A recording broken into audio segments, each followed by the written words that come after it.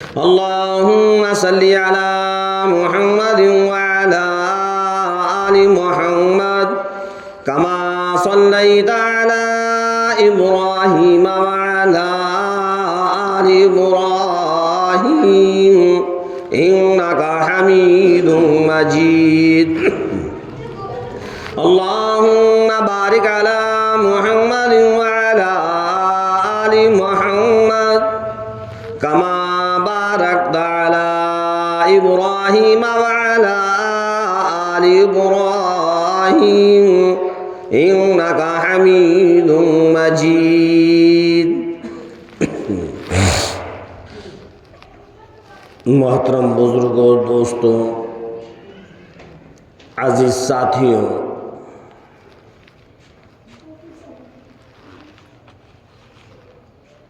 یہ آیت پاک جو تلاوت کی گئی،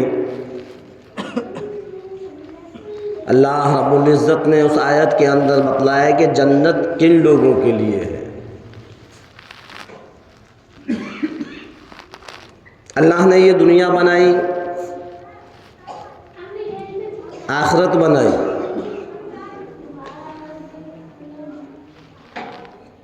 جب تک ہم دنیا کے اندر ہیں، جب تک ہماری سانسیں چل رہی ہیں، اور جب سانس بند ہو جائیں گی تو دنیا چھوڑ دیں گے. پھر آخرت ہے. آخرت میں اللہ نے دو چیزیں بنائی، ایک جہنم ہے اور ایک جنت ہے.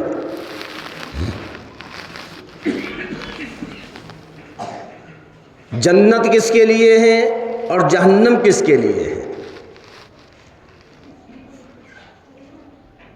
اللہ رب العزت نے فرمایا ان الذین آمنوا وعملوا الصالحات،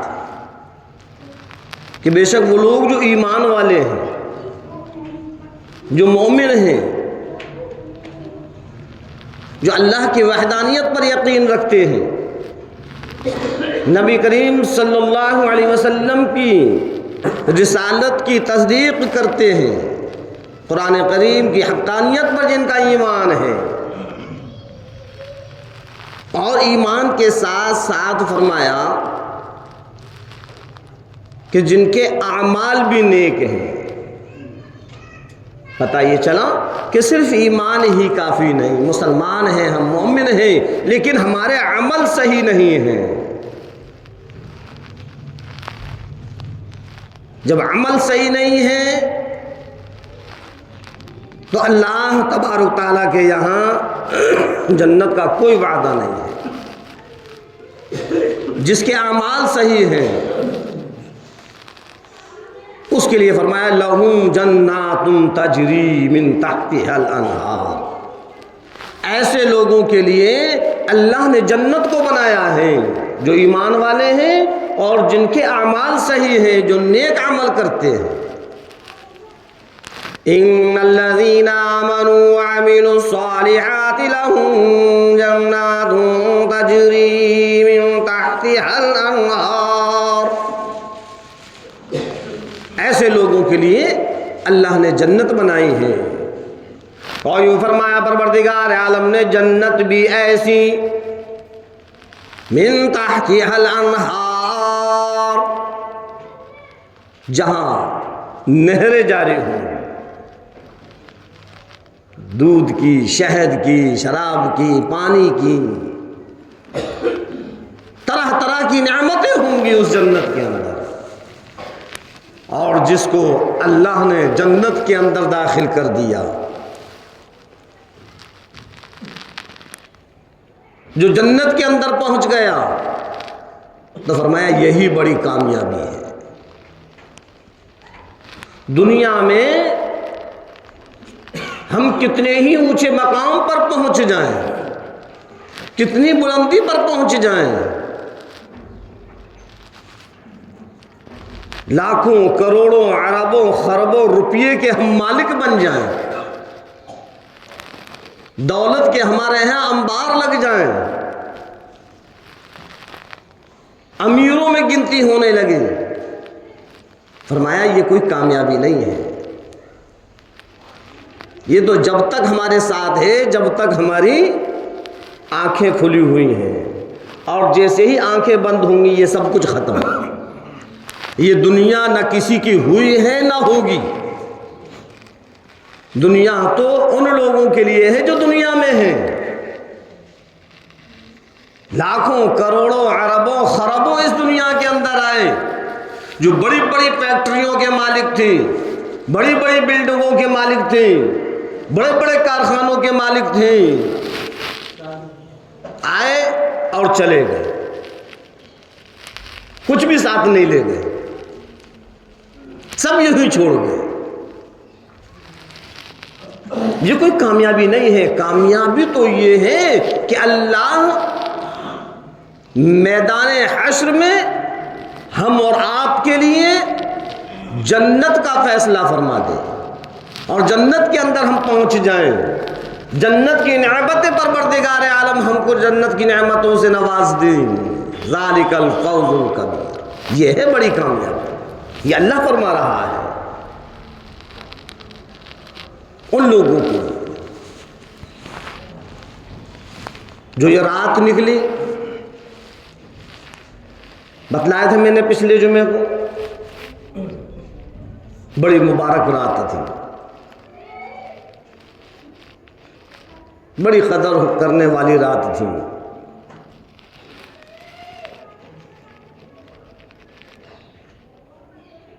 کچھ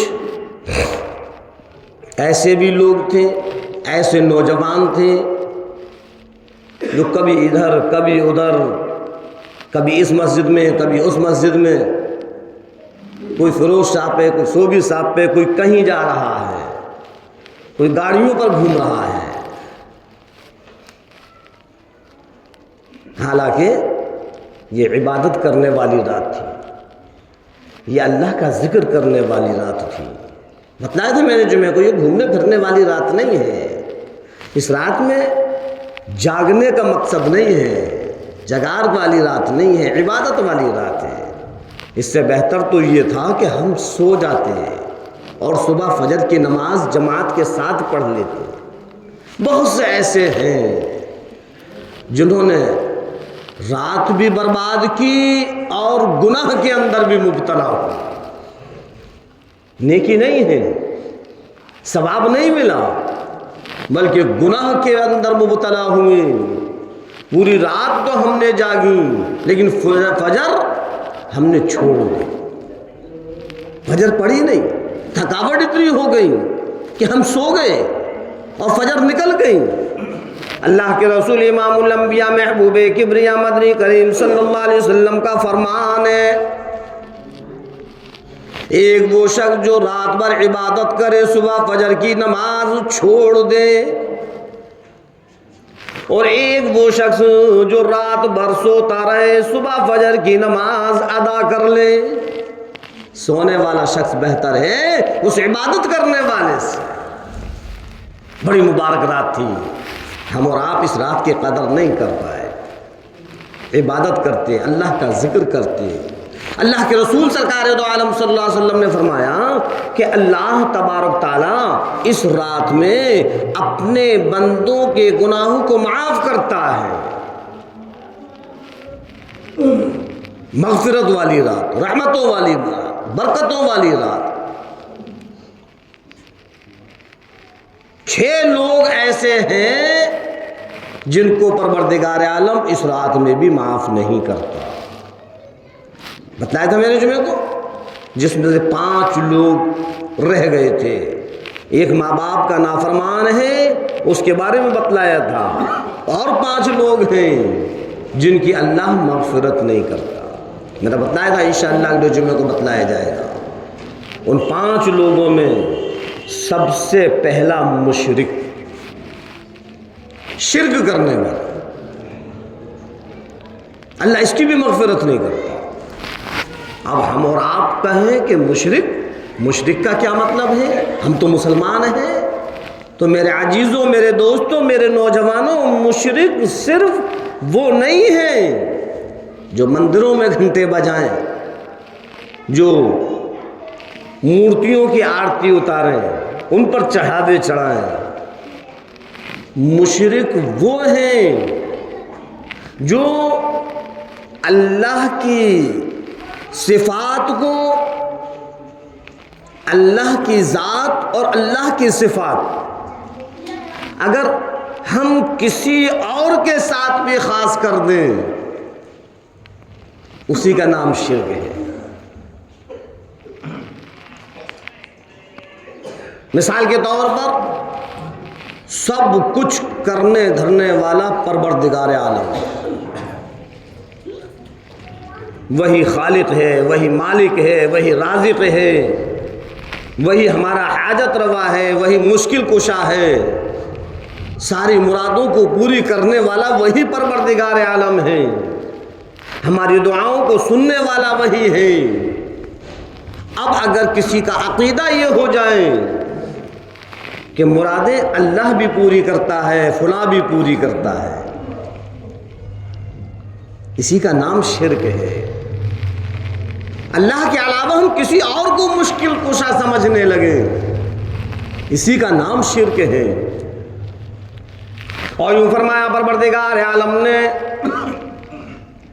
میں ہر گناہوں کو معاف کر دوں گا، ہر خطاؤں کو معاف کر دوں گا، ہر لغزش کو، ہر کوتاہی کو معاف کر دوں گا، لیکن شرک کو نہیں۔ ان الشرک لظلم عظیم، شرک تو بہت بڑا گناہ ہے، میں شرک کو معاف نہیں کروں گا۔ جب ہم نے کلمہ لا الہ الا اللہ پڑھا تو سب سے پہلے ہم نے اس میں اسی چیز کا اقرار کیا، لا الہ الا اللہ۔ اے پروردگار عالم، تیرے علاوہ کوئی بھی عبادت کے لائق نہیں، کوئی پرستش کے لائق نہیں، تیرے علاوہ کوئی بھی سجدوں کے لائق نہیں، تیرے علاوہ کوئی بھی مشکل کشا نہیں، کوئی حاجت روا نہیں، کوئی مرادوں کو پوری کرنے والا نہیں، کوئی بھی فریادوں کو سننے والا نہیں، الا اللہ، سوائے پروردگار عالم کے۔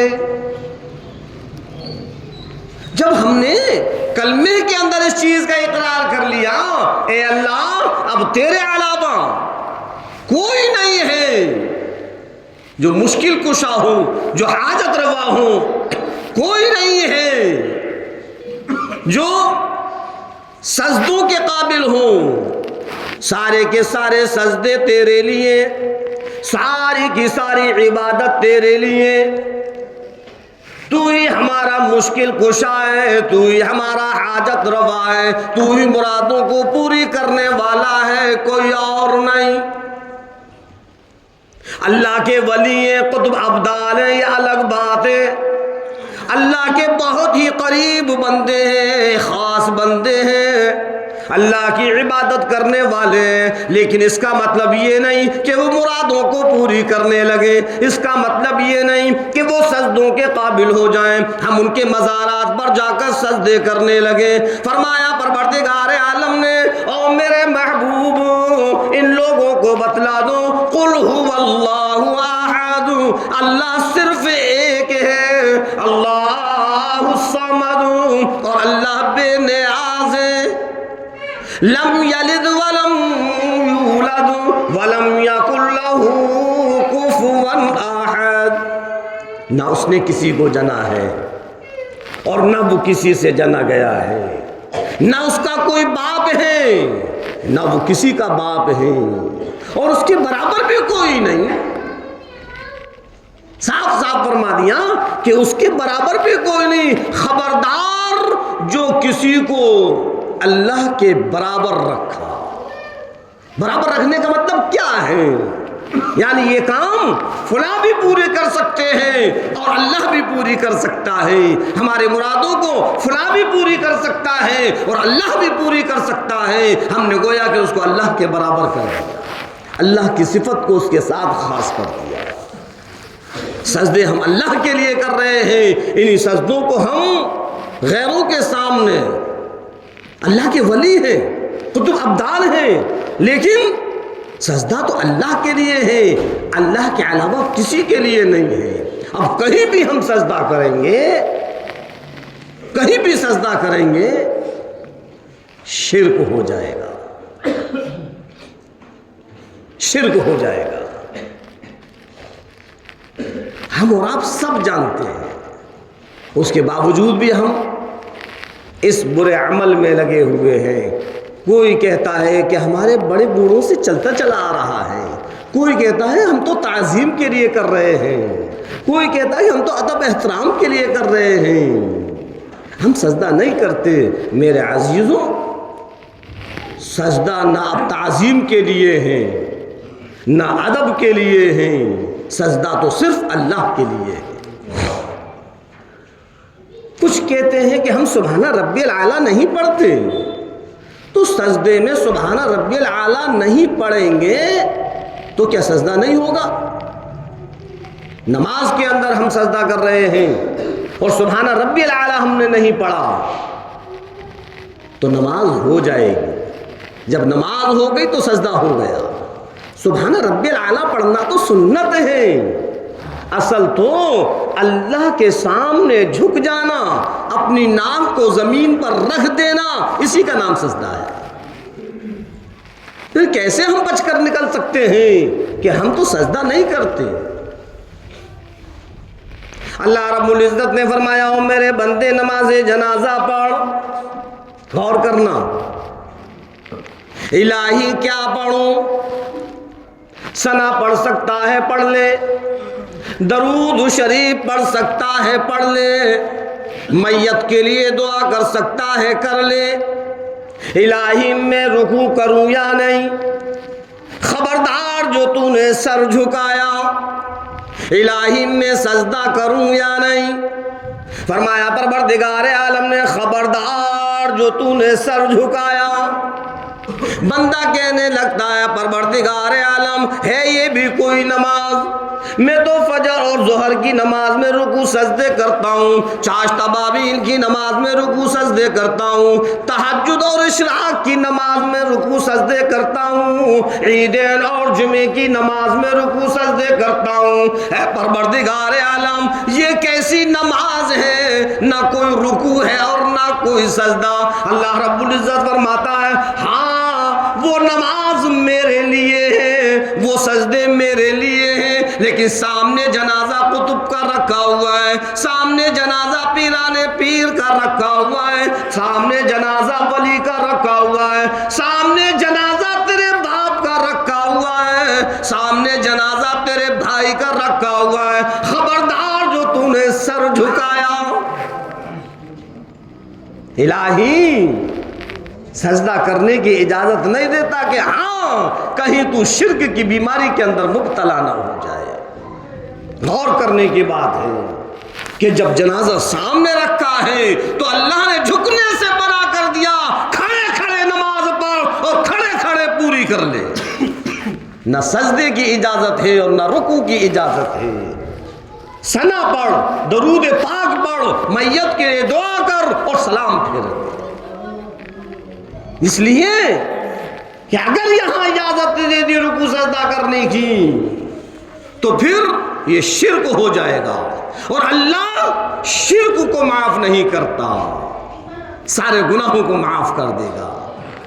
یوں فرمایا پروردگار عالم نے، اور میں کیسے شرک کو معاف کر دوں؟ ان شرک لظلم عظیم، شرک تو بہت بڑا گناہ ہے۔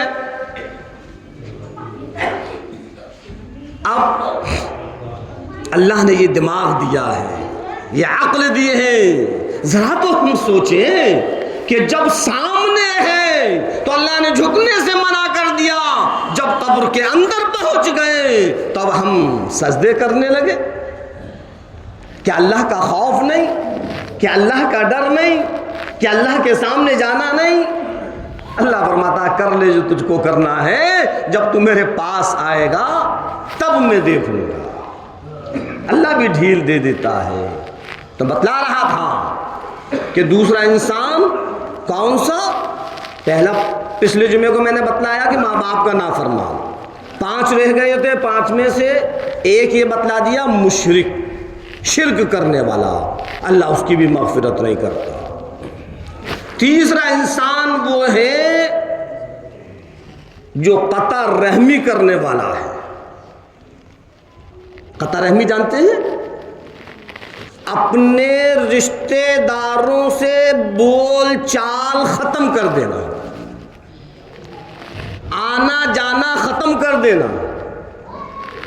ذرا سی کسی بات پر کچھ انبن ہوئی اور ہم نے موت زندگی ختم کر دی کہ اب ہم تیرے یہاں نہیں آئیں گے، ہماری موت زندگی ختم۔ مسلمان ہے یہ؟ کون سا ایسا گھر ہے اور کون سا ایسا خاندان ہے اور کون سا ایسے لوگ ہیں جن کے اندر انبن نہیں ہوتی؟ چاہے بھائی بھائی ہوں، چاہے بھائی بہن ہوں، چاہے چچا بھتیجے ہوں، چاہے وہ ماں باپ اولاد ہوں، چاہے وہ کوئی بھی رشتہ دار ہوں، ذرا سی انبن تو ہو جاتی ہے۔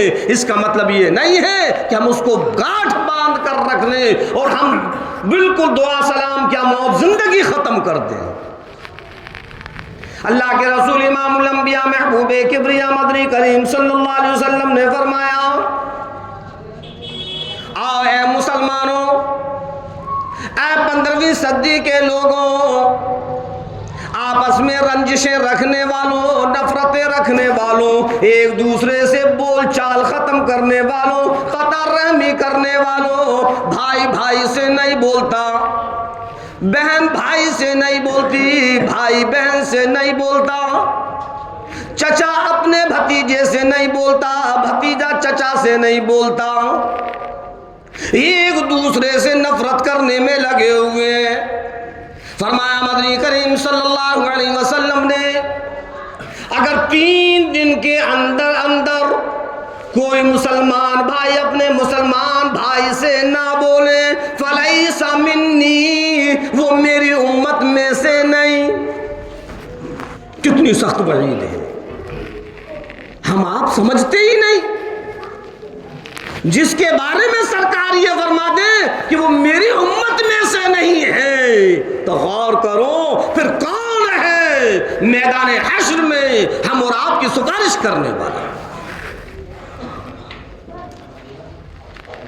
جس کے بارے میں سرکار فرما دے کہ وہ میری امت میں سے نہیں ہے، پھر ہم کیسے جنت کے اندر جائیں گے؟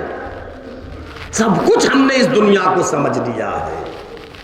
میں نے بتلایا کہ دنیا ہی سب کچھ نہیں ہے۔ اللہ نے ہم اور آپ کو دنیا کے اندر پہنچایا ہے تو دنیا میں سرکار دو عالم صلی اللہ علیہ وسلم کو نمونہ بنا کر ہمارے لیے پہنچایا ہے کہ دیکھو دنیا کی زندگی ایسے گزارنا جیسے کہ امام الانبیاء سرکار دو عالم صلی اللہ علیہ وسلم نے فرما دیا، کر کر دکھلا دیا، ان کے طریقے کے مطابق زندگی گزارنا۔ اور آپ کیا فرما رہے ہیں کہ فلیس منی، میری امت میں سے نہیں ہے وہ جو بات چیت ختم کر دیتے ہیں، 1 دن 2 دن 3 دن 3 دن تک سرکار دو عالم صلی اللہ علیہ وسلم نے گنجائش دی، چلو رنجش ہے، کچھ ایسی کڑوی کسیلی باتیں ہو جاتی ہیں جس سے دل کے اندر تھوڑا سا رنج اور غم پیدا ہو جاتا ہے، اور پھر ایسا لگتا ہے کہ اس نے اتنی خطرناک بات بول دی، میں اس سے نہیں بولتا۔ 2 دن 3 دن، لیکن فرمایا سرکار دو عالم صلی اللہ علیہ وسلم نے 3 دن کے بعد خبردار خبردار، جو تم نے اپنے رشتہ داروں سے بول چال نہیں کی، 3 دن کے اندر بولنا ہے، اپنے اندر کی ساری نفرتوں کو ختم کرنا ہے، اپنی ساری رنجشوں کو ختم کرنا ہے۔ اور اگر ایسا نہیں کیا، ہم نے گاٹھ باندھ لی کہ اب ہم اس سے تو بولیں گے ہی نہیں، اس سے تو ہم نے موت اور زندگی ختم کر دی، تو پھر ہم نبی کی امتی کہاں ہے؟ پھر ہم کیسے مسلمان ہیں؟ پھر ہماری گنتی نبی کی امت میں نہیں ہوگی۔ اگر ہم یہ چاہتے ہیں کہ کل ہماری گنتی نبی کی امت میں ہو جائے تو یہ قطع رحمی جو ہے اس کو ختم کرنا ہوگا. جو ہم نے رشتہ داروں سے بول چال ختم کر دی ہے اس کو شروع کرنا ہوگا. اب ہم آپ یہ سوچیں کہ اب کیسے شروع کریں, اب کیسے ہم بولیں.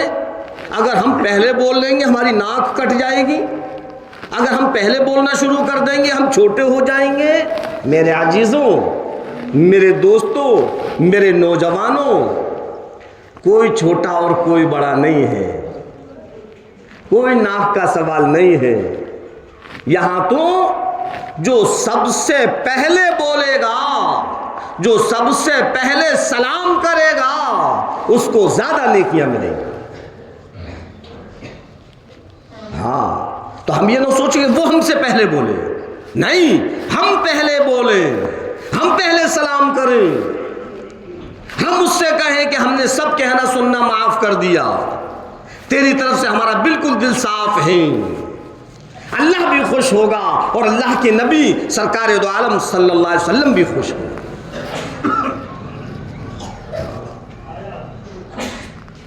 تو تیسرا انسان کون؟ جس کی مغفرت نہیں ہوتی, قطع رحمی کرنے والا.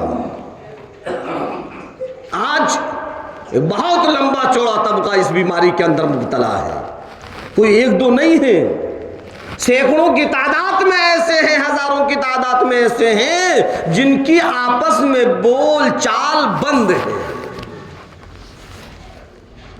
اب اس حدیث کو سننے کے بعد بھی جو میں نے آپ لوگوں کے سامنے رکھی, اس حدیث کو سننے کے بعد بھی اگر ہم نے بول چال شروع نہیں کی تو پھر ہم سے بڑا بیوقوف کوئی نہیں ہے. پھر کیسے ہم سرکار کو ماننے والے ہیں, پھر کیسے ہم سرکار سے محبت کرنے والے ہیں. جو سرکار کی بات نہ مانے تو اس کی محبت کیا ہے؟ یہ زبان ہے کچھ بھی کہیں, محبت کا تقاضا تو یہ ہے کہ سرکار دو عالم صلی اللہ علیہ وسلم کے ہر عمل پر, ہر کام پر, ہر بات پر ہم عمل کریں. جو آپ نے فرما دیا بالکل برحق ہے. یہ دنیا ہی سب کچھ نہیں ہے, یہ تو چند دن کی زندگی ہے. فکر کرو اس آخرت کی جو ہمیشہ ہمیشہ والی زندگی ہے. فرمایا مدنی کریم صلی اللہ علیہ وسلم نے کہ اس انسان کی بھی بخشش نہیں جو قطع رحمی کرنے والا ہے. کتنے ہوئے؟ 3. ماں باپ کا نافرمان, مشرک, قطع رحمی کرنے والا. 4 فرمایا دائمی شراب پینے والا. آج مسلمان کا ایک بہت لمبا چوڑا طبقہ نوجوانوں کا اس شراب کی بیماری کے اندر بھی مبتلا ہے. نہ معلوم وہ کیا اس کو سمجھتے ہیں. پیسہ بھی ڈالنا ہے, بے عزت بھی ہونا ہے, پی کر نالیوں میں پڑے ہوئے ہیں, کتے اس کے چہرے پر پیشاب کر رہے ہیں, لیکن پھر بھی وہ پینا بند نہیں کرتا. یہ مسلمان کا کام نہیں ہے, یہ مسلمان کا فعل نہیں ہے. ارے مسلمان کا مطلب تو فرما بردار ہوتا ہے, جو اللہ کا بھی فرما بردار ہوں اور اللہ کے نبی کا بھی فرما بردار ہوں. جب اللہ نے اس شراب کو حرام کر دیا تو پھر ہمیں اس سے بچنا چاہیے. اگر نہیں بچیں گے تو کہاں ہیں ہم اللہ کے فرما بردار. اللہ کے رسول سرکار دو عالم صلی اللہ علیہ وسلم نے جن چیزوں کے بارے میں فرما دیا کہ یہ غلط ہے اس کو چھوڑو, پھر بھی اگر ہم نہ چھوڑیں تو کہاں ہیں ہم نبی کے فرما بردار. جب اللہ نے شراب کو حرام کیا تو پورے کے پورے سڑکوں پر, گلیوں پر شراب ہی شراب نظر آ رہی تھی. جس کے مٹکے میں شراب تھی وہ توڑ دیا، جس کے سرائی میں شراب تھی وہ پھینک دی، یہاں تک کہ اگر کسی کے منہ میں بھی شراب ہے تو اس نے یہ گوارا نہیں کیا کہ اس کو ہم حلق کے اندر لے لیں، فوراً باہر پھینک دیا، کیونکہ اللہ نے شراب کو حرام کر دیا۔ پہلے شراب چلا کرتی تھی، شراب جائز تھی، اللہ نے جب اس کو حرام کیا تو ایسا حرام کیا کہ شراب اگر کسی کے کپڑوں پر لگ جائے تو وہ کپڑے ناپاک، شراب اگر کسی کے برتن پر لگ جائے تو وہ برتن ناپاک ہیں، شراب کو پینے والا، شراب کو بیچنے والا، شراب کو خریدنے والا سب گنہگار ہے۔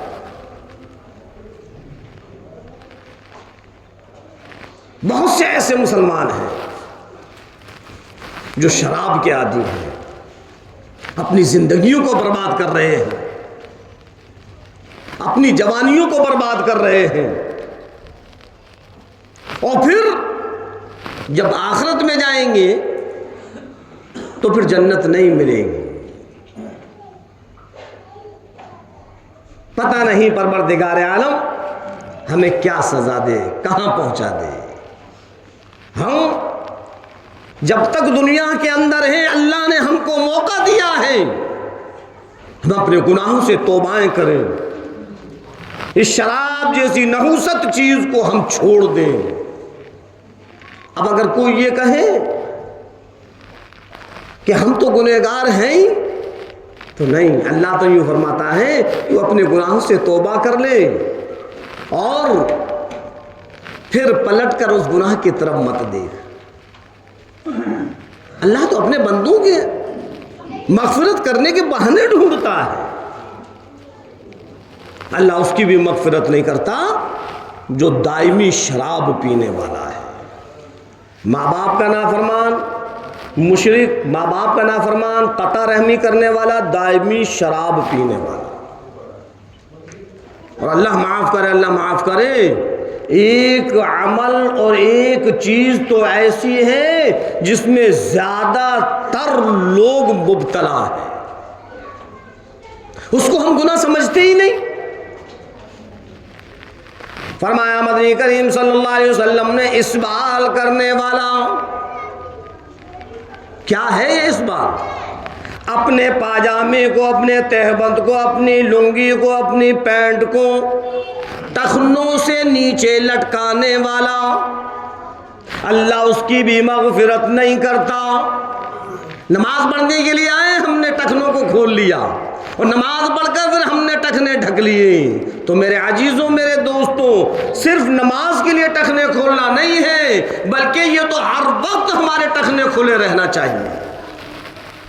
ٹخنوں کو ڈھانکنا حرام ہے، کتنے لوگ ہیں اس کے اندر مبتلا، کیا ہے؟ ہم اگر اپنی پینٹ کو، اپنے پاجامے کو، اپنی لنگی کو اگر ٹخنوں سے نیچے رکھیں گے تو کیا ہماری شان بڑھ جائے گی؟ کیا ہم کو عزت مل جائے گی؟ کیا لوگ ہم کو عزت کی نظر سے دیکھیں گے؟ کیا وجہ ہے کہ علماء کرام سمجھا رہے ہیں، بتلا رہے ہیں، لیکن پھر بھی ہم عمل پر نہیں آ رہے؟ یہ ہٹ دھرمی کیوں ہے؟ کیا وجہ ہے؟ کیا اللہ کا خوف نہیں؟ کیا اللہ کا ڈر نہیں؟ اگر ہم اپنی پینٹ کو یا اپنے پاجامے کو، اپنے تہبند کو ٹخنوں سے اوپر کر کر چلیں گے تو کیا آفت آ جائے گی، کیا پریشانی آ جائے گی؟ کیا وجہ ہے؟ کچھ نہیں، بس ہم نے اپنی عادت بنا دی۔ میرے عزیزو، اس عادت کو بدلنا ہوگا، ایسی عادت جو سرکار کو ناراض کر دے، ایسی عادت جو اللہ کو ناراض کر دے، وہ عادت صحیح نہیں ہے۔ ایسا عمل جس سے سرکار دو عالم صلی اللہ علیہ وسلم ناراض ہو جائے، ایسا عمل جس سے پروردگار عالم ناراض ہو جائے، ایسا عمل جس عمل کی وجہ سے ہماری نمازیں قبول نہیں ہیں، ہمارے روزے قبول نہیں ہیں، ہمارے سجدے قبول نہیں ہیں، جس عمل کی وجہ سے ہماری مغفرت نہیں ہوتی، اور پھر بھی ہم اس عمل کو ختم کرنے کے لیے تیار نہیں۔ نماز پڑھنے کے لیے آتے ہیں تو ٹخنوں کو کھول لیتے ہیں، اس کے بعد پھر وہیں کے وہیں صحیح کر لیتے ہیں۔ نہیں، یہ عادت ختم کرنا ہوگی. ہم غیروں کو نہ دیکھیں، ہم تو صحاباؤں کو دیکھیں، سرکار دو عالم صلی اللہ علیہ وسلم کو دیکھیں، ہم اپنے اکابرین کو دیکھیں، بزرگان دین کو دیکھیں کہ وہ کس طریقے سے تہمت باندھا کرتے تھے، وہ کس طریقے سے پاجامہ پہنا کرتے تھے. ان کا پاجامہ نیچے رہتا تھا یا اونچا ہوا کرتا تھا، ان کا تہمت نیچے تھا یا اوپر تھا. ہم ان کو دیکھیں، ہم غیروں کو نہ دیکھیں کہ انہوں نے بھی بڑے بڑے پانچے اور نیچے بالکل ایک لٹک رہے ہیں اور ہم نے بھی شروع کر دیا. نہیں، ہم دنیا کو نہ دیکھیں. عجیب معاملہ ہے، ہم تو صرف فیشن پر چلنے لگے. جو فیشن آتا ہے اس فیشن کو ہم اپنی زندگی میں لے آتے ہیں. اللہ تبارک و تعالیٰ کے ہم بندے ہیں اور اللہ کے رسول سرکار دو عالم صلی اللہ علیہ وسلم کی امتی ہیں. میرے عزیزو، امتی بن کر زندگی گزارو. اللہ تبارک تعالیٰ نے مرد کو ٹخنے ڈھکنے کے لیے منع کیا اور عورت کو ٹخنے کھولنے کے لیے منع کیا. سمجھ میں آئی بات؟ غور کرنا.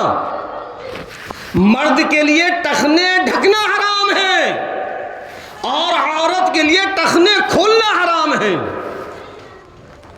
جب فیشن آیا تو ہماری بہن بیٹیوں نے بھی اپنے ٹراؤزر ٹخنوں سے اوپر پہننا شروع کر دیے.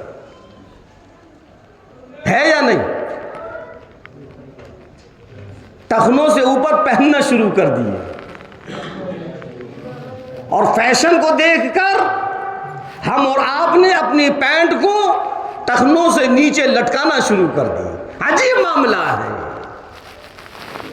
جو کام پروردگار عالم کہہ رہا ہے ایسا نہیں، ایسا کرو، ہم کہہ رہے نہیں ہم تو ایسا ہی کریں گے.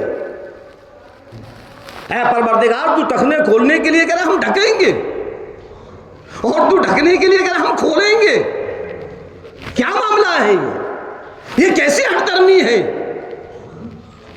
فرمایا مدنی کریم صلی اللہ علیہ وسلم نے کہ اس انسان کی بھی مغفرت نہیں، اس مرد کی مغفرت نہیں، اس شخص کی مغفرت نہیں جو اپنے پاجامے کو، لنگی کو، تہمت کو، پینٹ کو ٹخنوں کے نیچے لٹکاتا ہے. پہلے ہماری بہن بیٹیاں شلوار جو پہنا کرتی تھیں تو اس کی موہری ایسی ہوتی تھی کہ بالکل ٹخنے وغیرہ سب ڈھکے ہوئے ہوتے تھے، کچھ بھی نہیں کھلتا تھا.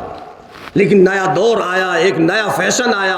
ہم نے موویوں میں دیکھا، موبائلوں میں دیکھا، سیریلوں میں دیکھا کہ اب تو اتنے اونچے اونچے ٹراؤزر چل رہے ہیں کہ ٹخنے کیا آدھی پنڈلی کھلی ہوئی ہے. ہماری بہن بیٹیوں نے بس اسی فیشن کو اپنانا شروع کر دیا. اب تو ہم ایسا ٹراؤزر لے کر آئیں گے، اب تو ہم ایسے کپڑے بنوائیں گے کہ اس میں پنڈلی بھی نظر آنی چاہیے.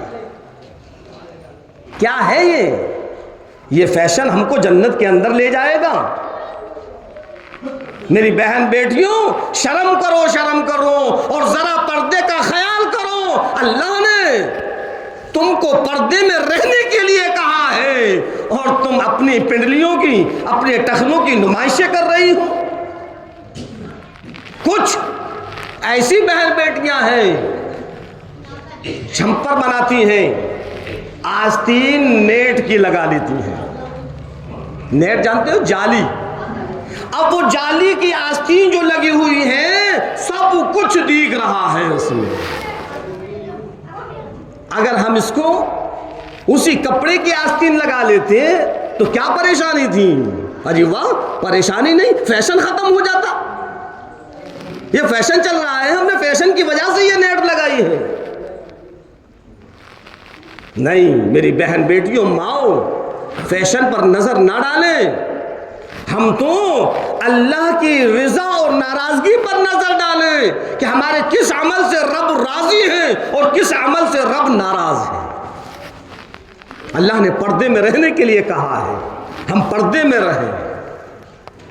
مرد کے لیے ٹخنے ڈھکنے کھولنے کے لیے کہا ہے، ہم ٹخنے کھول کر چلیں، ورنہ اللہ کے رسول سرکار دو عالم صلی اللہ علیہ وسلم نے فرمایا اس انسان کی مغفرت نہیں، اس شخص کی مغفرت نہیں جو اپنے ٹخنوں کو ڈھک کر چلتا ہے۔ مشرک، ماں باپ کا نافرمان، دائمی شراب پینے والا اور ٹخنوں کو ڈھکنے والا، قطع رحمی کرنے والا۔ اب ایک رہ گیا جس کی مغفرت نہیں ہوتی، وہ بھی بیماری ہم اور آپ کے اندر ہے۔ کیا ہے؟ کینہ اور کپٹ رکھنے والا۔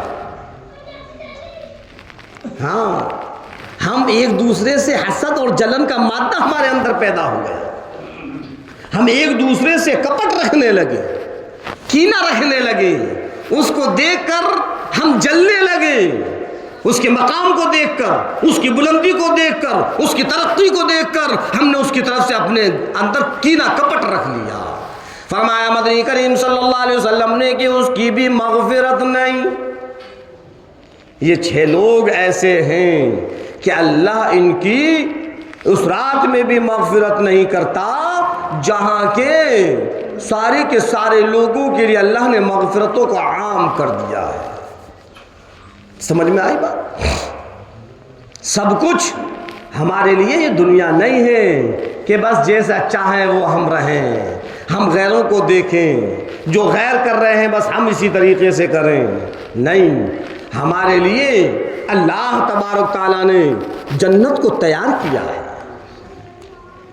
ہم اور آپ کو جنت کے اندر جانا ہے، اور جو نافرمان ہیں، جو غیر مسلم ہیں، اللہ نے ان کے لیے جہنم کو تیار کیا ہے۔ تو ہم ایسے عمل نہ کریں جس کی وجہ سے اللہ ہم کو بھی جہنم کے اندر ڈال دے۔ اگر ہم ایسے عمل کریں گے اللہ کو ناراض کرنے والے، اللہ کے نبی کے طریقے سے ہٹ کر کرنے والے، تو پھر اللہ ہم کو بھی جہنم کے اندر ڈال دے گا۔ اور اللہ کیا فرما رہا ہے؟ اعدت للکافرین۔ او میرے بندو، کیوں ایسے عمل کرتے ہو کہ تم کو جہنم میں ڈالنا پڑے؟ اعدت للکافرین، وہ تو ہم نے کافروں کے لیے، نافرمانوں کے لیے، مشرکوں کے لیے، غیر مسلموں کے لیے ہم نے اس جہنم کو بنایا ہے۔ اور یوں فرمایا پروردگار عالم نے تجری من تحتها الانہار ان الذین آمنوا وعملوا الصالحات لهم جنات تجری من تحتها الانہار ذالک الفوز الکبیر۔ ایمان والوں کے لیے اور نیک عمل کرنے والوں کے لیے تو ہم نے جنت بنائی ہے، ہمارا ٹھکانہ جنت ہے۔ ہم ایسے عمل کریں کہ اللہ ہم کو جنت کے اندر پہنچا دے۔ پروردگار عالم نے فرما دیا جو جنت کے اندر پہنچ گیا، ذالک الفوز الکبیر، یہی اس کی بڑی کامیابی ہے۔ یاد رکھنا، اگر تم نے بدعمالیاں کی، اللہ کی نافرمانیاں کی، اللہ کے حکموں کو توڑا، فرمایا پروردگار عالم نے ان بطش ربک لشدید، پھر پروردگار عالم کی پکڑ سے بچو۔ اس کی پکڑ بڑی سخت پکڑ ہے، جب وہ کسی کی پکڑ کرنے پر آتا ہے تو اس سے کوئی بچ نہیں سکتا۔ ایسے عمل کرو، ایسے عمل کرو، ایسے عمل کرو کہ جنت میں جانے والے بن جاؤ۔ ایسے عمل مت کرو کہ ہم جہنم کا ایندھن بن جائیں۔ اللہ رب العزت ہم اور آپ کو کہنے اور سننے سے زیادہ عمل کرنے کی توفیق عطا فرمائے۔ وما علینا